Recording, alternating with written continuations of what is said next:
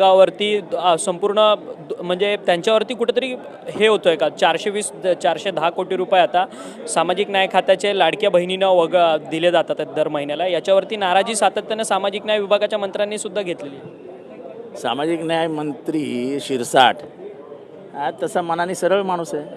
त्यांनी पहिल्या फटक्यातच विरोध केला. तो म्हणाला हे कायदेशीररित्या हा निधी दिला जातो, संविधानात तसं प्रावधान आहे. शिरसाटची 4 लफडी आरोप केले आणि पेपरमध्ये आले. आता ज्याला राजकारण समजतं त्याला समजतं की का झालं. प्रश्न हा आहे की सामाजिक न्याय म्हणजे कोणाचा निधी आहे? तर इथल्या दलितांचा, इथल्या शेवटच्या माणसाचा निधी आहे, जो सगळीकडनं वंचित राहिला त्याचा निधी आहे. वंचितांचा निधी तुम्ही का कापता हो? दुसरा निधी नाही तुमच्याकडे. MMRDAकडे करोडो रुपये पडले, द्या ना MMRDAमधनं.